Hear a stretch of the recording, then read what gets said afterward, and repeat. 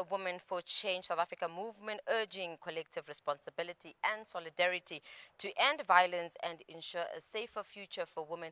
Khadijah Mia, who is a transformational and leadership coach, is here tonight to join us and help us understand how gender-based violence actually extends beyond the physical harm, but encompassing emotional, psychological, as well as financial abuse. Assalamu alaikum, Sister Khadija. Jazakallah so much for joining us. Walaikum salam wa rahmatullahi wa barakatuh. Thank you so much for having me.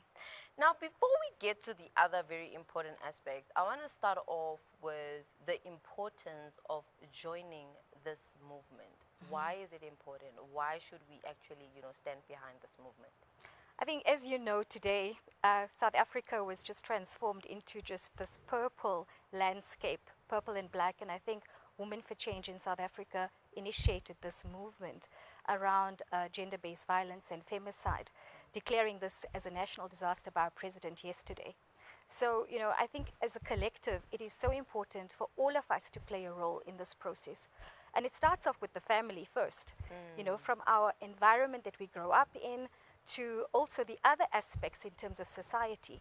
And that includes, again, areas such as schools, educational institutions, universities, corporate South Africa, as well as government. So I think collectively, every single person needs to play a role in terms of this particular pandemic. And I say pandemic because when you think about COVID, right, it was declared again a national disaster at that scale. And action was taken immediately to address this issue. Whereas gender-based violence and femicide, we had to get to this point to literally shut down with the G20 movement today, South Africa, with women taking a stance. And I just hope that collectively we can create various initiatives and action plans in terms of making sure that we actually manage and we take ownership and accountability for this pandemic in this country.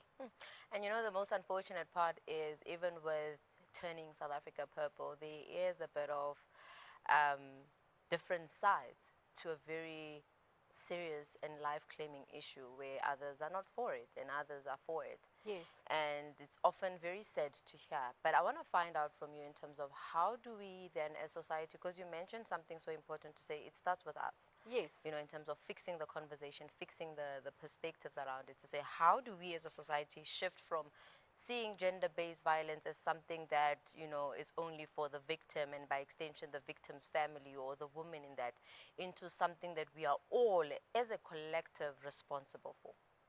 And I think, as you just mentioned this, as a collective, I think we cannot be bystanders to GBV and femicide, because most of the time we get trapped in that cycle. I mean, I work in corporate spaces, and how many times do we have our male counterparts or other individuals who actually display aspects or acts of GBV, and their male counterparts are actually silent about it, or in our communities in general. So I think it's very important for us to have a collective conscience in terms of ensuring that we take ownership. We are not just bystanders to other individuals who've been through it. And sometimes we don't even realize that we may be going through it ourselves, because GBV is not just the physical aspects. We know the statistics. In South Africa in particular, we know that on a daily basis, you have about an average 15 women that are murdered, right? Our statistics in terms of rape as well, we cite it as one of the rape capitals in the world. But I think as individuals, just knowing those aspects, we almost sometimes become immune to that. And we just kind of feel like it's going to go away and just shrug it off and put it under the carpet. We look at events like maybe, 16 days of activism, or this event today, which was initiated by Women for Change in South Africa, or Women's Day, or International Women's Day. And we look at these as isolated once-off events, but we're not looking at it as a holistic, global, as well as major catastrophe in our country, South Africa, that needs to be addressed, because our stats is far higher than the rest of the world. Something that you highlighted, and I think it boils down to the information we get, and this is through education, because you mentioned something like, gender-based violence is not just physical. Yes. And oftenly we find the psychological one, where maybe telling someone you're stupid, you can't be anything outside of me, it's a form of abuse. And I think oftenly we don't see it because when you were young, you're used to an environment where you're called stupid. So it's just affirming to what you've already heard. And you look at the conversation around financial abuse where, it's a thing of, daddy's right because daddy brings the bread.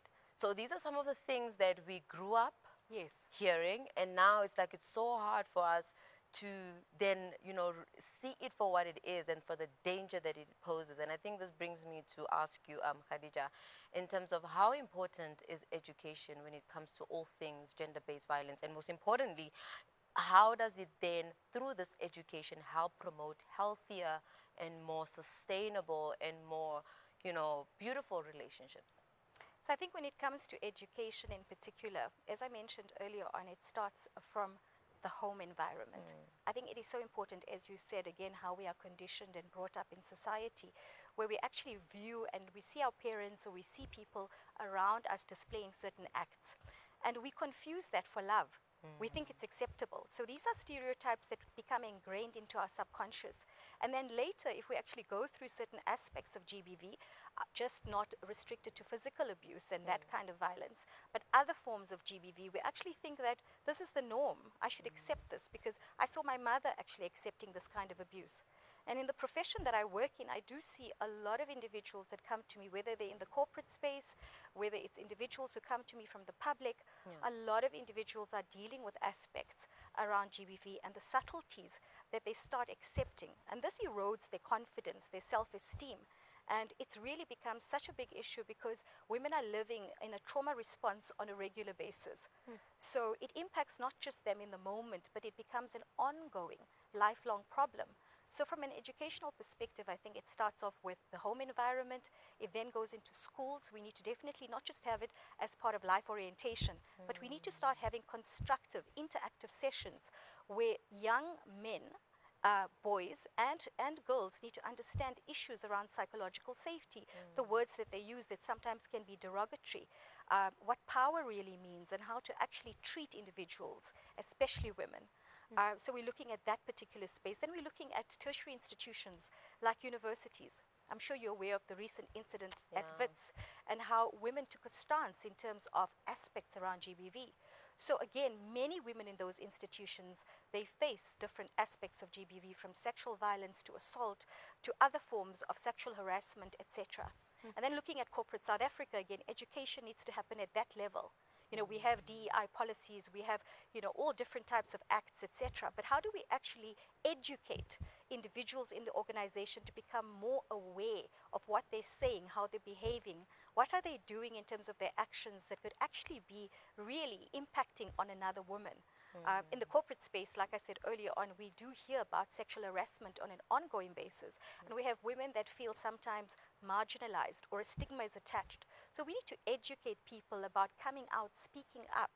And then again, at a national level, we need to look at other forms of initiatives as well in terms of communities, societies, different religious institutions as well, where you need to go to those forums and platforms and educate children, the youth, and families and individuals around what is it that you need to look out for.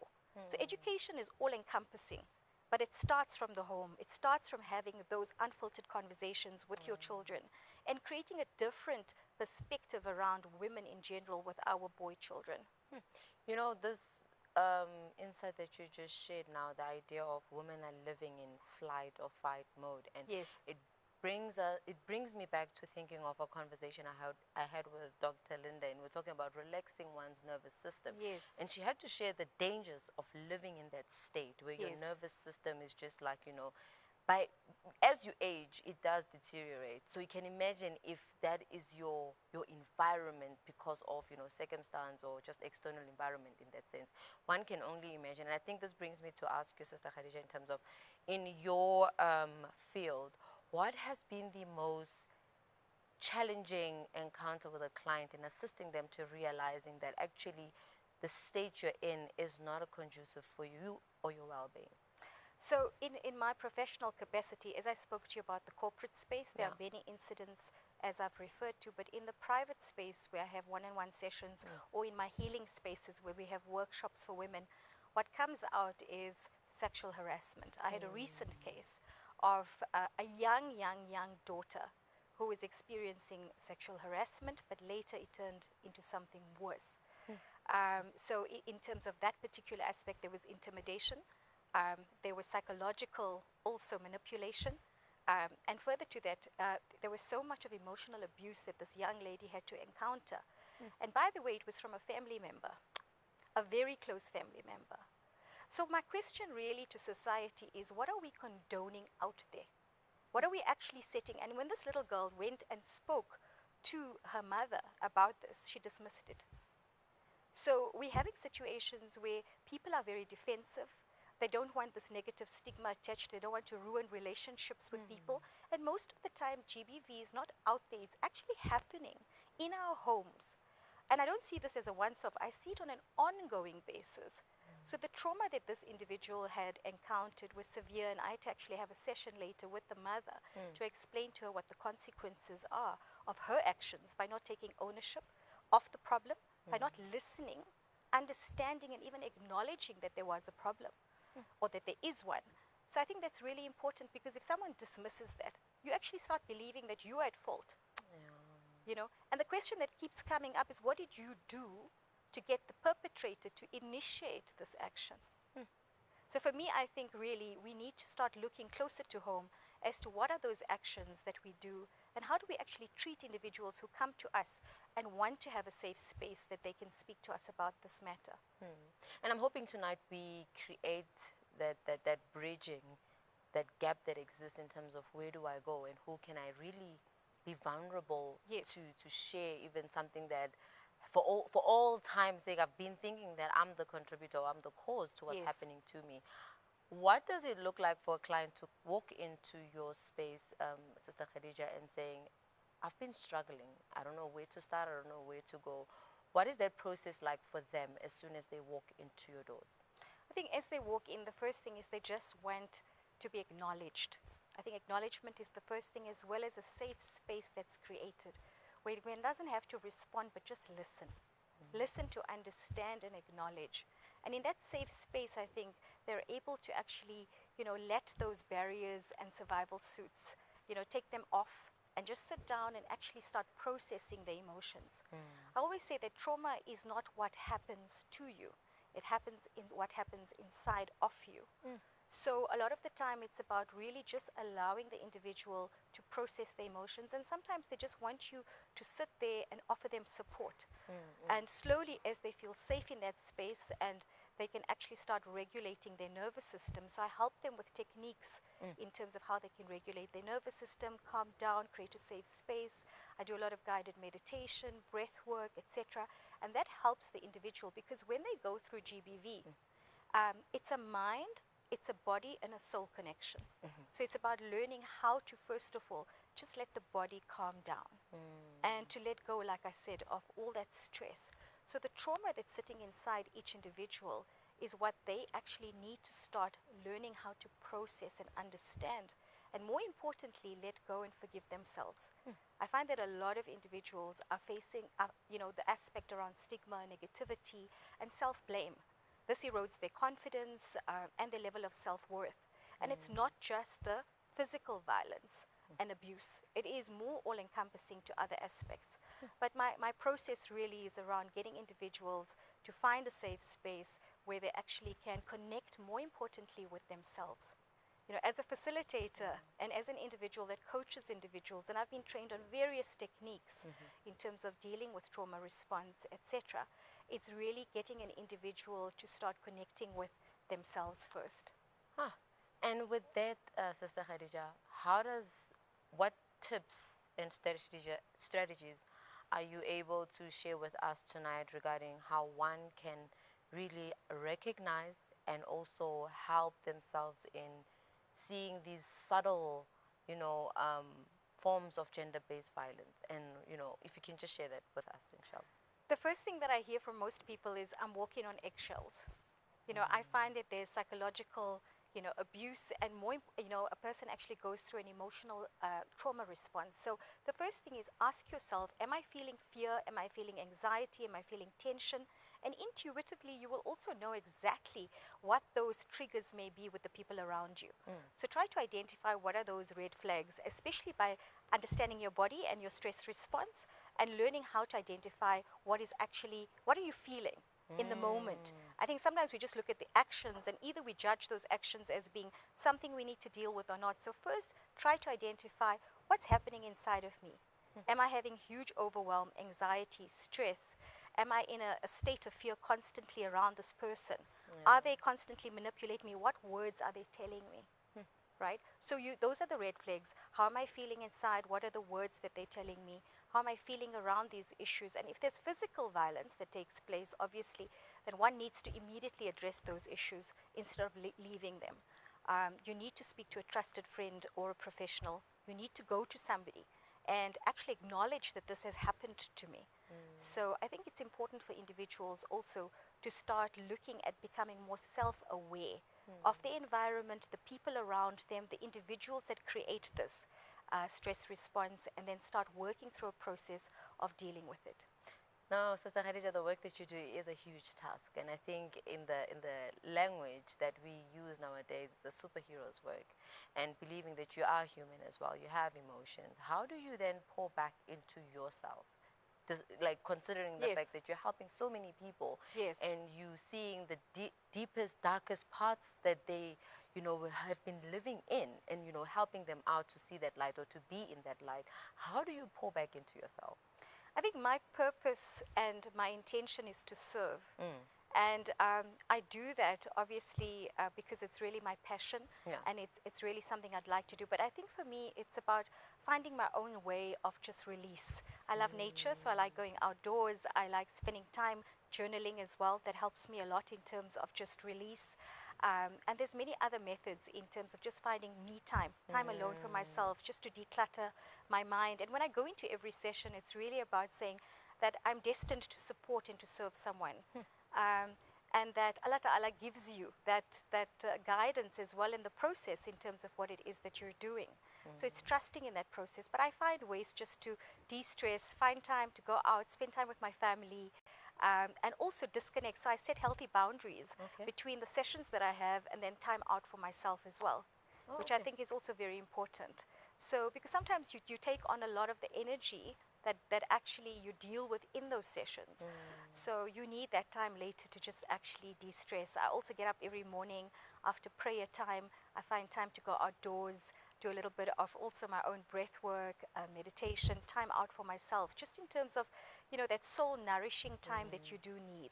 And that helps me a lot in terms of filling my cup and being able to serve others. I am so glad that you are filling your cup, Yes. considering the work that you're doing. And just in wrapping up our conversation, I mean, we've touched base on the importance of joining the movement. Why should we, as a society, come as a collective in supporting, in terms of combating gender-based violence and femicide? How would you like to, conclude our conversation, or what message of closing you would like to share with our viewers at home?